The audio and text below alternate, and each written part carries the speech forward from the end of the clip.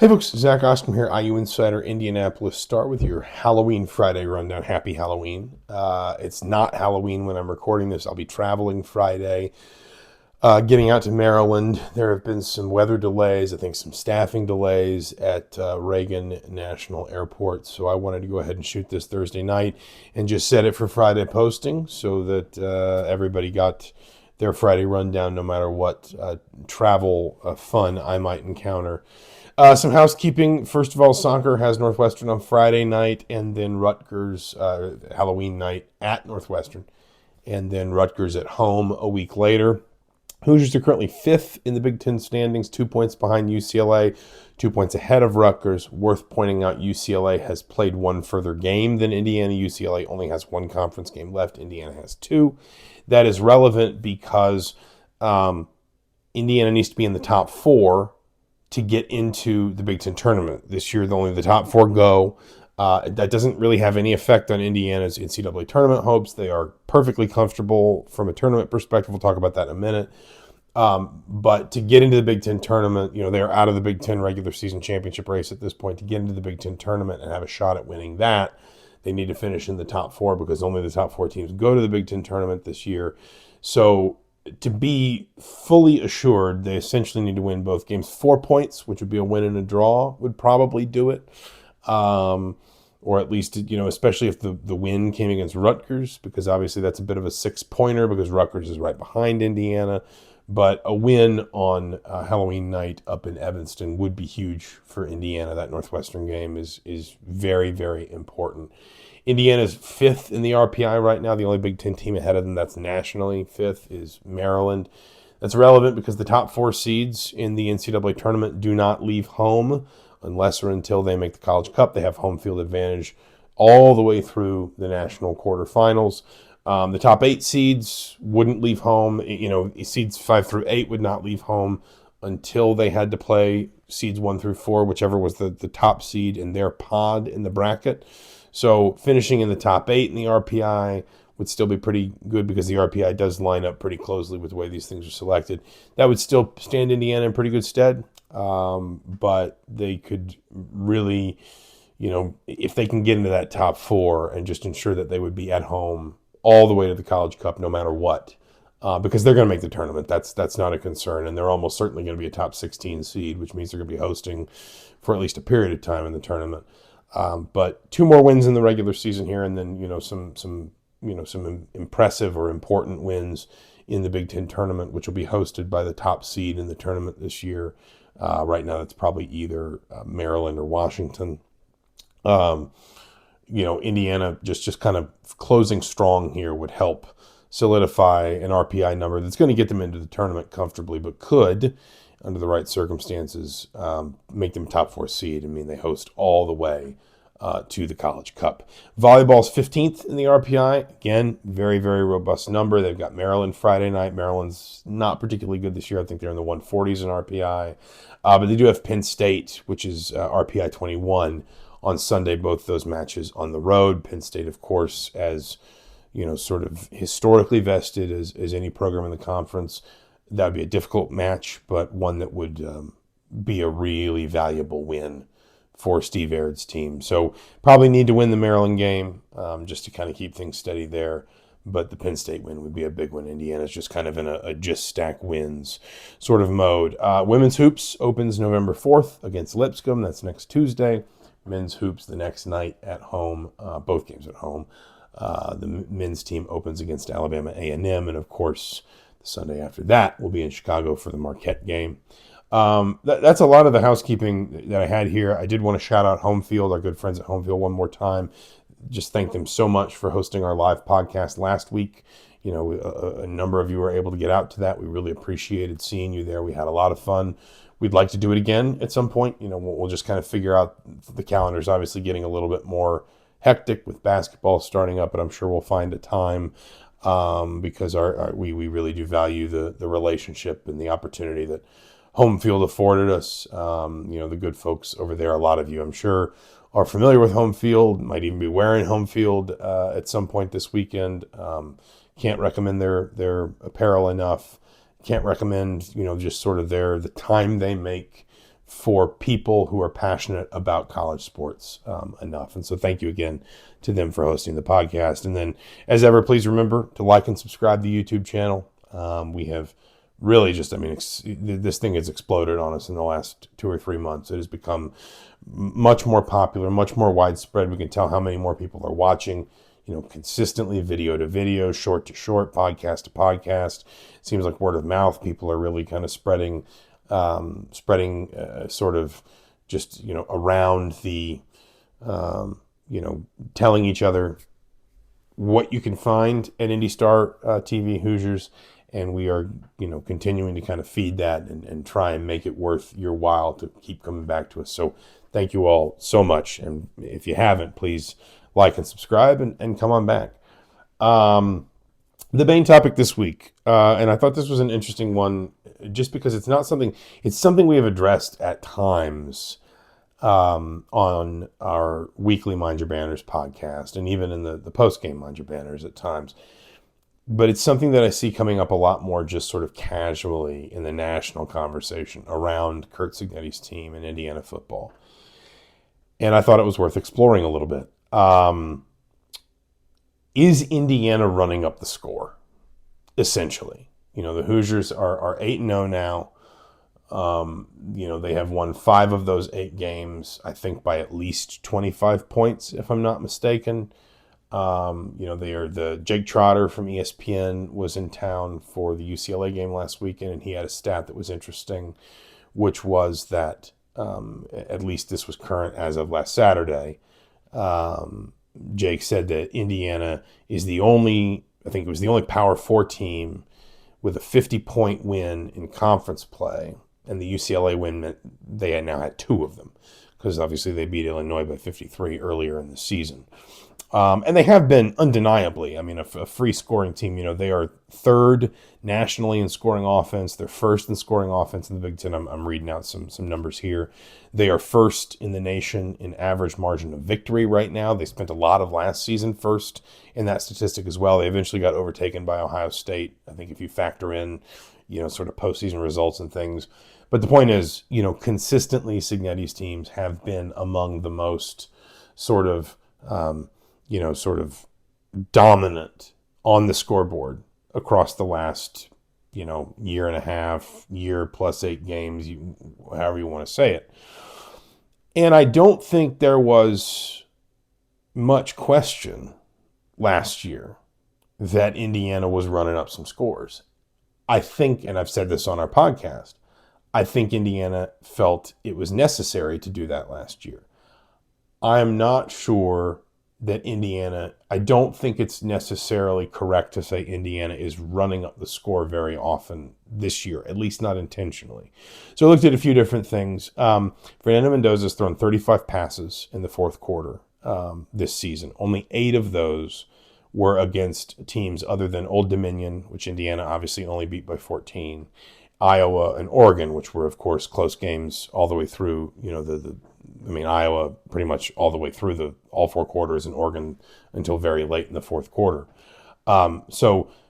In the 5 games that Indiana has won comfortably, Kennesaw State by, 47, Indiana State by 73, Illinois by 53, Michigan State by 25, and UCLA by 50, Fernando Mendoza's only thrown 8 passes in the 4th quarter of those 5 games. If you compare that to last year, Curtis Rourke threw 60 passes in the 4th quarter in 12 games.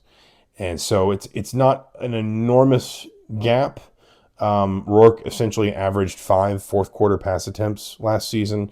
Mendoza on the whole is averaging about 4.5, a little under 4.5 4th quarter pass attempts. But it is worth coming back to that number in the games that we would consider blowouts. Mendoza is just not throwing the ball. It's not anywhere near. Eight 4th quarter pass attempts in 5 games is nothing compared to 5 per game, which is what Curtis Rourke averaged last year. And it's worth pointing out, you look at some of those blowout wins. Indiana was still throwing in the 4th quarter against Michigan State. I've got the box score up here behind my camera.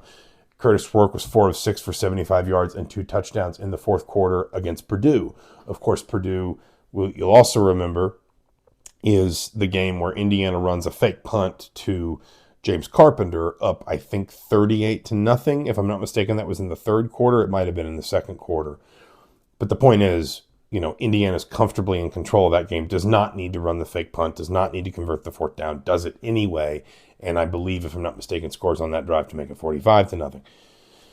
So the point is, Indiana, I think it's undeniable. Indiana was running up some scores last season. I don't think that's a controversial thing to say. I think Indiana was doing that. I've said this on the podcast when we've discussed this before, though. I think Indiana felt it needed to do that. I think Indiana felt like it needed to run up the score because it's at a certain point we got to a place where Curt Cignetti could recognize that the strength of his resume was going to be, the strength of his team's resume was going to be the way they were beating their opponents. Because he looked around and he said, there just are not quality games on this schedule. Eventually, you can argue Michigan becomes a quality win after they beat Ohio State, after they beat Alabama in the bowl game. But at the time that Indiana plays them, really there are no signature wins on the 2024 schedule. Just by the way the season played out, it's either Michigan or Nebraska, two teams that basically only kind of gilded their seasons at the end by winning bowl games, that you would say were Indiana's quote-unquote best win. And I think that Curt Cignetti, especially when you looked at those games later in the season, Michigan State being an example and Purdue certainly being an example, I think Cignetti recognized, I have got to run these scores up because it is going to be important that the committee doesn't just see us winning these games, but sees us winning these games in this specific way, with this just sort of streak of dominance. Indiana has not really done that this season. They finished, they were sixth last season in game control and average win probability, which are two ESPN FPI metrics that are kind of meant to sort of look at not just the games you won, but how you won them and how much more impressive you were in winning them than what the computers say the average team would be. Indiana is 2 and 3 in those metrics respectively this year. Again, that's game control and average win probability. And that's despite the fact that they didn't throw a pass in the fourth quarter against Illinois. I got a little bit of flack. I had one or two emails in my inbox this week from people sort of questioning why Indiana was throwing in the fourth quarter against UCLA. I think what Curt Cignetti would say, and I think this would be justifiable, and I think any coach would understand it, is he has a very inexperienced backup in Alberto Mendoza. And if he's got the opportunity to let Alberto Mendoza throw a few passes in the fourth quarter against a Big Ten defense in a relatively risk-free environment, that might be experience that comes back in handy at some point for Indiana if Indiana loses Fernando Mendoza unexpectedly, or maybe if Indiana needs to start evaluating Alberto Mendoza as potentially a candidate to start next year, and so forth. Of course, Mendoza throws an interception in the UCLA game. So, Alberto Mendoza, that is. So, my point is, you can say it feels like Indiana's running up these scores. And I think Indiana has earned, justifiably, a reputation for doing that because of what Indiana was doing last year. But I don't think Indiana is necessarily intentionally running up the score this season, because I don't think Indiana feels like it has to. Indiana's got the Iowa win. It's got the Oregon win. A lot of people said Indiana was kind of putting it on Illinois this season in terms of, they were still scoring touchdowns in the fourth quarter. They were still expanding the lead in the fourth quarter, but they didn't throw the ball once in the fourth quarter. Indiana's leading rusher, and we've talked about this before, in both the Indiana State game and the Illinois game, Indiana's leading rusher is Kobe Martin, who is a decidedly reserved running back. And Indiana is just feeding Kobe Martin with pretty basic run concepts. Off tackle, halfback belly, some read option stuff, certainly. And we've seen Martin a little bit more in the last couple of weeks as well. Later in games, in the second halves of games. I think he might have even gotten a handful of carries in the first half against UCLA. But the point is that's not Indiana running up the score. That's Indiana simply needing to run plays to run out the clock, and the other team just not being able to stop, even when Indiana has second teamers, third teamers, sophomores and freshmen and redshirt freshmen in the game. That's not running up the score. That's just playing football. Last year, I think undeniably, Indiana was at times trying to name its score because it understood that was going to be such an important piece of its argument for inclusion in the college football playoff. This year, I think when you see these crooked numbers, when you see these scores and you see Indiana by 25, Indiana by 50, Indiana by 53, quite frankly, I think that is reflective of something that we have talked about, maybe not in this context, but I think we've certainly started to talk about more and more in just the basic evaluation of this team, which is that I think this team is just more dominant than last year's team. I think they're deeper in terms of sort of top-level playmakers. UCLA is a great example that UCLA man press coverage on the outside doubles Omar Cooper and Elijah Surratt, so E.J. Williams goes for 100 yards and 2 touchdowns. We talk about Kobe Martin. When your fourth-string running back are capable of rushing for 100 yards in less than a half of football against Big Ten opponents, that is a level of dominance, of focus, of intensity, of effort that is reflected across a roster. First teamers, second teamers, third teamers, quarterbacks, skill players, linemen, defensive linemen, whatever, linebackers, safeties, corners, whatever. I think when people see Indiana running up scores this year, they think, well, that's Curt Cignetti. That's his MO. And Cignetti is undeniably, on the ruthless side as coaches go. He is more ruthless than the average. But I don't think this is Indiana running up the score intentionally.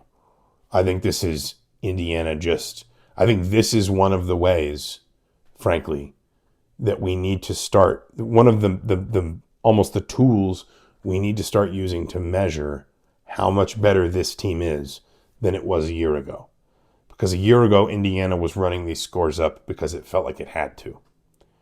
This year, I think Indiana is running some of these scores up simply because when it is out there just playing vanilla football, trying to burn the end of a game off, the other team still can't stop it. Indiana's running scores up because Indiana's just that good. And I think that is, not necessarily something, a galloping revelation, but I do think it is important to kind of have that conversation about this team, because we do probably need to appreciate that as good as last year was, Indiana is ascending, I think, to a different level. And that is reflected in a team that is still driving up the scoring margin, still driving up the margin of victory, even when maybe it's not necessarily trying to. So that'll be it for the Friday Rundown. Went a little bit longer today. Forgive sort of the essay style of it. We will be in College Park for Indiana, Maryland, 3:30 p.m. Eastern Time on CBS. We'll have all the usuals after that. And, of course, we'll be back next week. The Darren DeVries era begins officially next Wednesday, and Indiana is at Penn State, and then Marquette and Chicago. Mike Nislik and I will split duties on those, although Mike is going to, in all likelihood, meet me in Chicago on Sunday morning for that game. But for now, for the Indianapolis Star, for Indy Star Hoosiers TV, this is Zach Osterman. Thank you so much for watching the Friday Rundown this week. We will talk to you soon.